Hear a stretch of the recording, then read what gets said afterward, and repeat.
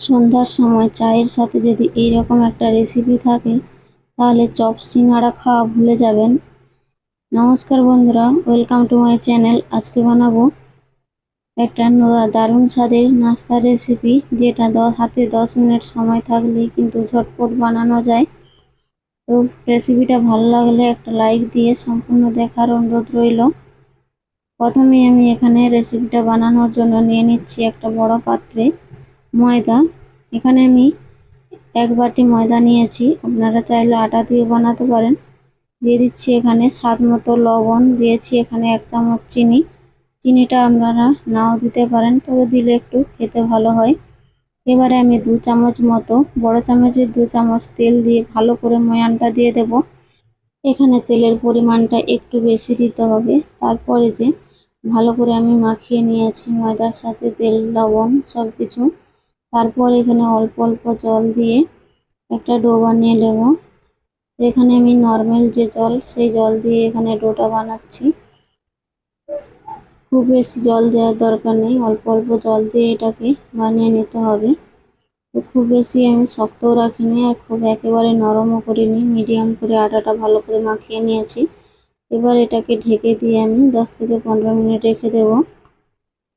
এদিকে আমি একটা ফ্রাই প্যান বসিয়ে দিয়েছি, দিয়ে দিয়েছি সামান্য পরিমাণে সাদা তেল। তেলটা গরম হলে দিয়ে দিচ্ছি এখানে 1 চামচ জিরে আর সামান্য পরিমাণে হিং। আর এখানে কিন্তু গ্যাসের ফ্লেমটা একেবারে লো রাখতে হবে। তারপর দিয়েছি একটা ছোট সাইজের টমেটো কুচি।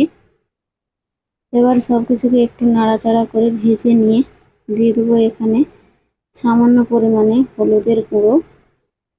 আর দিয়ে দেবো এখানে স্বাদ মতো লবণ। আর দিয়ে দেবো এখানে আমি 1/2 চামচ লঙ্কার গুঁড়ো। তো ঝালের পরিমাণটা আপনারা যে যেমন খাবেন সেই অনুযায়ী এখানে দিয়ে দেবেন। আর আপনারা চাইলে এখানে কাঁচা লঙ্কাও ব্যবহার করতে পারেন। আমি এখানে ছোট বাচ্চা খাবে বলে এখানে আমি কাঁচা লঙ্কাটা স্কিপ করে দিয়েছি। এবারে আমি আগে থেকে সিদ্ধ করে রাখা আলুগুলোকে এইভাবে হাতের সাহায্যে একটু ভেঙে ভেঙে দিয়ে দেব। আপনারা চাইলে এখানে কাঁচা আলুও ব্যবহার করতে পারেন, কাঁচা আলু গ্রেট করেও এখানে এইভাবে ব্যবহার করতে পারেন। আমি এখানে সিদ্ধ আলু দিয়েছি। আলুটাকে সব আলুগুলো আমি এখানে দিয়ে দিয়েছি। এখানে আমি বড় সাইজের 3টে আলু ব্যবহার করেছি। এবারে সব কিছুকে ভালো করে মিশিয়ে নেব মশলার সাথে। গ্যাসের ফ্লেম কিন্তু লোই রাখতে হবে। লো ফ্লেমে এখানে 3 থেকে 4 মিনিট মতো একেবারে ধীরে ধীরে আলুটাকে ভেজে নিতে হবে। তো 3-4 মিনিট মতো আমি ভেজে নিয়েছি। তারপর এখানে দিয়ে দিচ্ছি কসুরি মেথি। আর দিয়ে দেবো এখানে 1/2 চামচ মতো গরম মশলা গুঁড়ো। আবার আমি আলুর সাথে গরম মশলা আর কসুরি মেথি দিয়ে এটাকে 2-3 মিনিট মতো অনবরত নাড়াচাড়া করে এইভাবে ভালোভাবে মিশিয়ে নেব। আর আলুটা ভাজা ভাজা করে নেব। আলুটা আমার একেবারে রেডি হয়ে গেছে। এইভাবে কিন্তু করে নিতে হবে। আলুর মধ্যে কিন্তু কোনো রকম জল দেওয়া যাবে না, এইভাবেই শুকনো শুকনো অবস্থায় রাখতে হবে। তো আলুটা আমার একেবারে রেডি হয়ে গেছে। গ্যাসের ফ্লেমটা এখানে বন্ধ করে দিয়েছি। এবার এটাকে আমি ঠান্ডা করে নেব। আটাটাকে আমি ভালোভাবে এখানে মেখে নিয়েছি আবারও। তারপর এখানে রুটির সাহায্যে 3টে লেচি কেটে নিয়েছি। এবার একটা রুটি বেলনির সাহায্যে রুটি বেলে নেব। এবারে একটা লেচি নিয়ে শুকনো ময়দা দিয়ে রুটিটাকে ভালো করে বেলে নেব। রুটিটা এখানে কিন্তু খুব পাতলা হবে না আর খুব কিন্তু মোটাও হবে না, মিডিয়াম সাইজের একটা রুটি বেলে নিতে হবে। তো দেখেই বুঝতে পারছেন রুটিটা আমি কতটা বড় করেছি আর কতটা এখানে মোটা রেখেছি, দেখেই বুঝতে পারছেন। এবারে আমার রুটি বেলা হয়ে গেছে। এবারে যে আলুর পুরটা আমি রেডি করেছিলাম, ছোট ছোট করে এইভাবে রুটির মধ্যে দিয়ে দেব। তো একটা রুটি থেকে আমার 6টা নাস্তা হবে, তার জন্য আমি এখানে 6টা আলু দিয়ে দিয়েছি এভাবে। এবারে একটা ছোট রকম ঢাকন নিয়েছি, ডিবার ঢাকন। তার মধ্যে এইভাবে আমি সেটা দিয়ে গোল গোল করে কেটে নেব। দেখতেই পাচ্ছেন কেমন করে আমি নাস্তাগুলো বানিয়ে নিচ্ছি। এবারে একটা একটা রুটি এইভাবে তুলে নিয়ে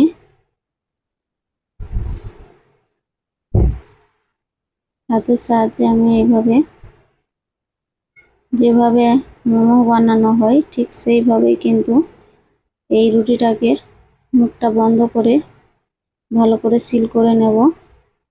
আপনারা চাইলে এখানে একটু জলও লাগিয়ে নিতে পারেন, তাহলে কিন্তু মুখটা খুলে যাওয়ার কোনো রকম চান্স থাকবে না। তো এইভাবেও করে নিলেও কিন্তু খুলে যাবে না কোনোভাবে। তো দেখেই বুঝতে পারছেন কেমনভাবে আমি বানিয়ে নিয়েছি। বানানো কিন্তু একেবারেই নাস্তাটা খুবই সোজা। তো এইভাবে আমি সবগুলো বানিয়ে নেব। তো দেখেই বুঝতে পারছেন কতটা সহজ বানানো। তো আলুগুলো একটু কম করে দিয়ে এইভাবে মুখগুলো বন্ধ করে নেব। সবগুলো আমি এইভাবেই রেডি করে নেব নাস্তাগুলো। চায়ের সাথে কিংবা অন্য টাইমেও কিন্তু এই নাস্তাগুলো খেতে দারুণ হয়। এদিকে একটা কড়া বসিয়ে কিছুটা তেল গরম করে নিয়েছি। গ্যাসের ফ্লেম এখানে মিডিয়াম রেখেছি। তারপর তেলটা হালকা গরম হলে একে একে নাস্তাগুলো আমি দিয়ে দিচ্ছি। নাস্তাগুলো দিয়ে সাথে সাথে এখানে কোনো রকম উল্টাবো না। একটা সাইড যখন হালকা কালার এসে যাবে তখন আমি এগুলোকে উল্টে দেবো। দেখতে পাচ্ছেন 3-4 মিনিট মতো এরকমই রেখে দিয়েছিলাম, তারপর আমি এগুলোকে উল্টে দিয়েছি। এবার উল্টে পাল্টে ভালো করে ভেজে নেব। গ্যাসের ফ্লেমটা এখানে একটু বাড়িয়ে দিয়ে আমি ভেজে নিয়েছি। আমার নাস্তাগুলো কিন্তু ভাজা হয়ে গেছে। এবারে আমি এগুলোকে তুলে নেব। দেখেই বুঝতে পারছেন কতটা খাস্তা আর ক্রিস্পি হয়েছে। তো আজকের নাস্তার রেসিপি যদি ভালো লাগে একটা লাইক দিয়ে দেবেন, আর নতুন বন্ধু হয়ে থাকলে চ্যানেলটাকে সাবস্ক্রাইব করে আমার পাশে থাকবেন। ভিডিওটা ভালো লাগলে অবশ্যই বন্ধুদের সাথে শেয়ার করে দেবেন। বাকি নাস্তাগুলোও আমার কিন্তু ভাজা হয়ে গেছে, এবার উঠিয়ে নিচ্ছি। তো এই রেসিপিটা কিন্তু খুবই বানানো ঝটপট, সন্ধ্যায় চায়ের সঙ্গে কিংবা টিফিনে দেওয়ার জন্য খুবই একেবারে সহজ রেসিপি।